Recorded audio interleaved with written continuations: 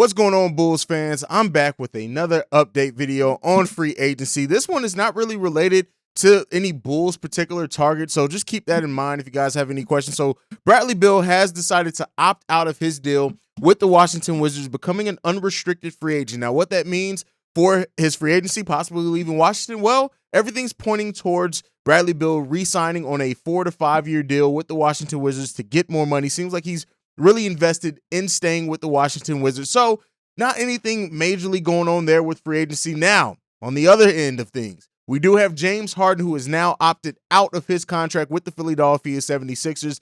And while it may seem like on surface, maybe he's doing that to get more money from the Sixers and something like that, I don't know. I've said before, and I didn't think it was going to come to fruition this early on, but I did say, if you go back and check the records, that I did not see this thing with James Harden and the Philadelphia 76ers working long-term. So, yes, it seems like he may be open to returning to the 76ers to get more money.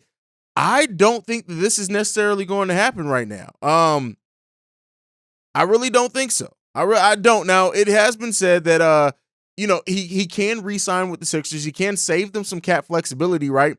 The ability to use that full $10.5 million exception, mid-level exception, I should say. But with that being said, I don't expect, let me not say I don't expect James Harden to re-sign with the Sixers, but don't be surprised if somebody can convince James Harden to leave the Philadelphia 76ers, especially considering how their playoffs ended, things like that. Let me know what you guys think down below. Let me know if you think James Harden will re-sign with the Sixers because of the money that they can offer him, or as we know, James Hoppin' Team Harden could very well sign a new deal with a new team and be on his third team in under a 12-month period. I would not be surprised at all considering, and what would that? It would be 4 teams in 24 months. Would not be surprised of that at all considering who James Harden is. Yeah, just let me know. Now, other news from around the NBA as well. Dante DiVincenzo is not expected to receive a qualifying offer with the Sacramento Kings, which means that they're going to let him enter unrestricted free agency. Now, this is a player that I would be extremely interested in for the Chicago Bulls had we not drafted a guard. Now, could we sign Donte DiVincenzo and trade Kobe White for maybe a lesser deal, maybe a pick, something like that? Could very well be possible. I would not mind seeing DiVincenzo at all replace Kobe White, but as I've said before, I don't necessarily see the Bulls doing much things with guards and wings, but Donte DiVincenzo would be a hell of a player for the Chicago Bulls, I feel. Let me know what you guys think down below. Should the Bulls be interested in DiVincenzo now that he's going to be an unrestricted free agent? Let's go ahead and move on to other news around the NBA. So it seems like Dejounte Murray, something that I said, I don't necessarily know if I believe the smoke, seems like it's increasing his possibility of leaving the San Antonio Spurs. Now, if that happens, expect a lot of suitors to be there. Dejounte Murray is a player that I would love. If we did not have Lonzo Ball and Ayo Dosunmu under contract, I would absolutely love to take a flyer on him. He's a player that I would have loved to see next to Zach LaVine. Like I said, if we did not sign Lonzo Ball, considering Lonzo and what he was to this team, and the fact that he was almost the perfect, no, not almost, he was the perfect complement to Zach LaVine and to this roster when he was fully healthy. I don't expect the Bulls to get interested in that. I just don't expect them to have the flexibility to even make that move. We have other things that we need to address other than the guard position, but expect that to be a heck of a shakeup if that does happen for a team that can make a move for Dejounte Murray as the Spurs look to maybe go into full rebuild mode for the first time in quite a while, them going into a complete and 100% rebuild. They've always kind of adjusted on the fly, even when Kawhi left, bringing in DeMar DeRozan for Kawhi Leonard and how that team was able to kind of stay competitive. They did not go into a full rebuild at that time. This would be the first time the San Antonio Spurs, at least in my recent memory, go into a full and complete rebuild.